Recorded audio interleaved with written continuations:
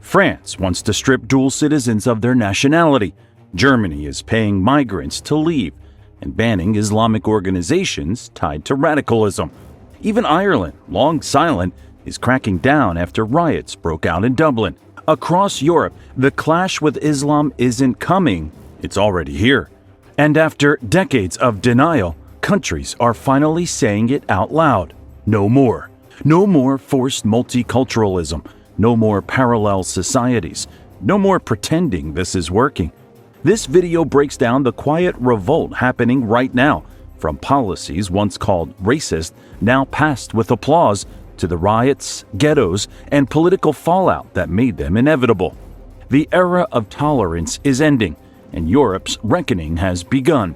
The numbers don't lie. Sweden, once the humanitarian superpower of Europe, granted just 6,250 asylum permits in 2024. That's the lowest since 1985, a 90% drop from the peak. Denmark, even more extreme, just 864 asylum approvals in 2024, the second lowest figure in 40 years. These aren't accidents. These are policy. France is moving to strip citizenship from dual nationals convicted of terror offenses.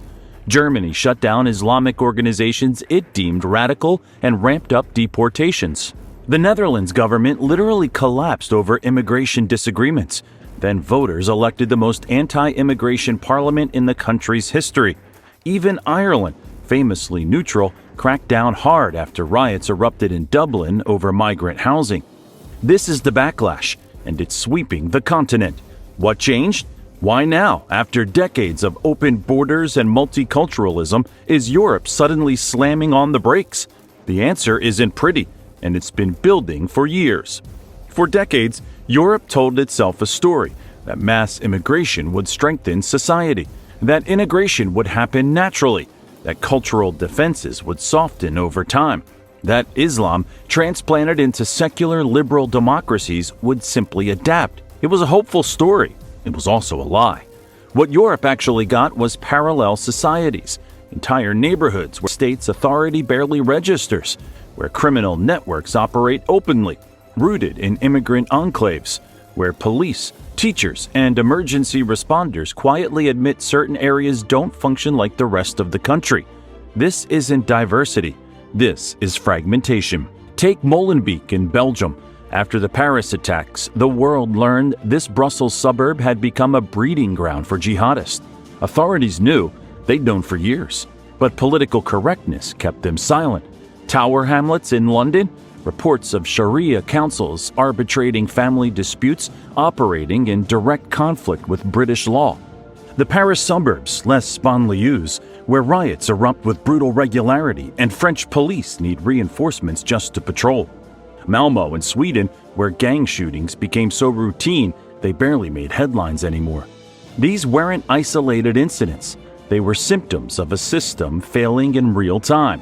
And the violence? It wasn't theoretical. A teacher in France beheaded outside his school for showing a cartoon of Muhammad.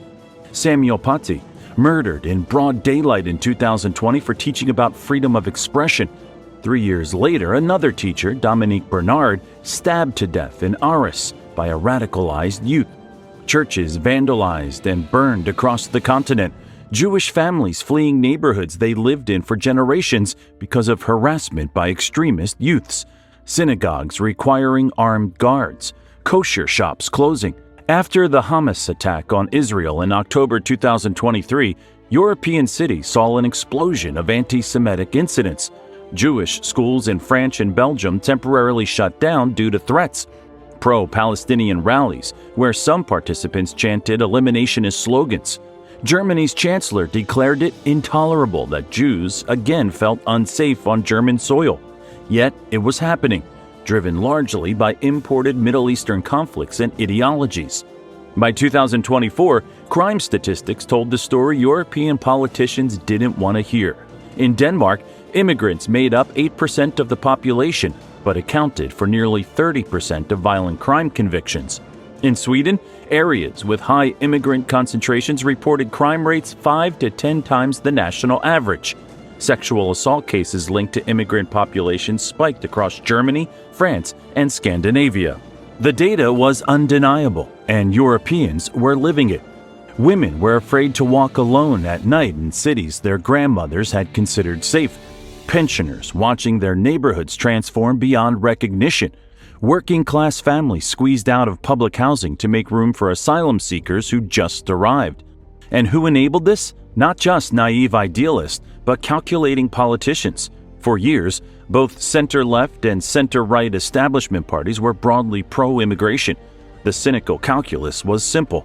Once immigrants naturalize, they vote, often for the parties that welcome them. In France, the Socialist Party polled strongly in immigrant neighborhoods. In Britain, critics accused Tony Blair's government of quietly loosening immigration controls to rub the right's nose in diversity and create a more cosmopolitan, labor-friendly electorate. Meanwhile, wealthy business interests loved high immigration as a source of cheap labor that suppressed wage growth. The elite formed what critics call a coalition of the global urban professionals, big business, ethnic minority lobbies, all benefiting from open borders while ordinary citizens bore the costs. And those elites, they live in safe, upscale neighborhoods. Their children attend private schools. If things deteriorate, they have the means to leave. The average working-class family doesn't have that luxury. They're stuck watching their communities change while being called bigots for noticing. But here's what makes this crisis even more dangerous.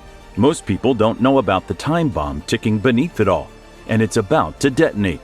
While Europe imported millions of low-skilled workers to fill labor gaps, technology was preparing to eliminate those exact jobs.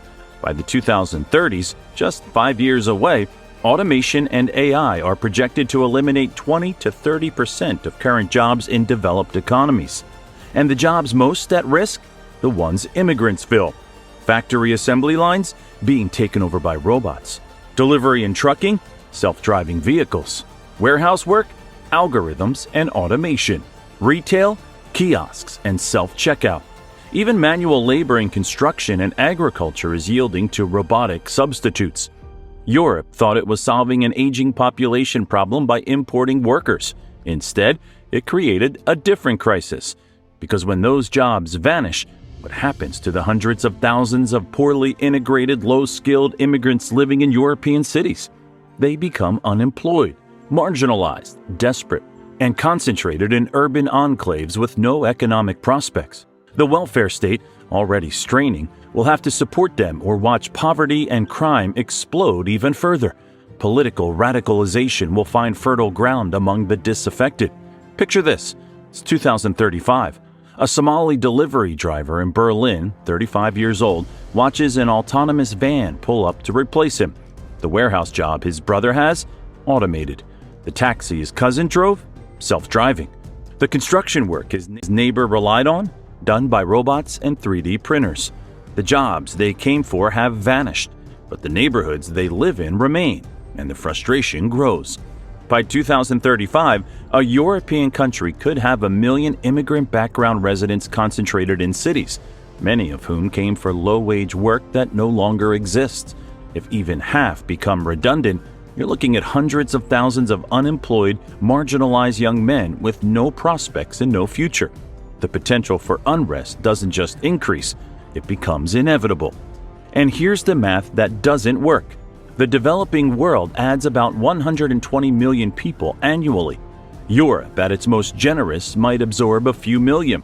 Even maximum immigration barely dents global poverty.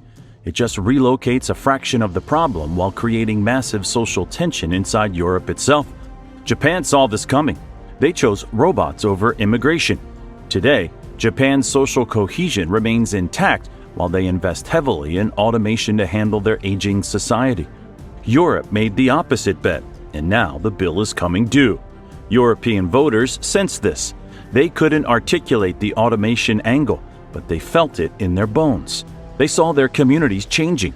They felt less safe. They watched politicians ignore their concerns and call them bigots for noticing. And then one country shocked the world by doing something about it. Sweden's reversal is stunning. For decades, Sweden was the poster child of liberal refuge, a nation of about 10 million that welcomed hundreds of thousands of refugees.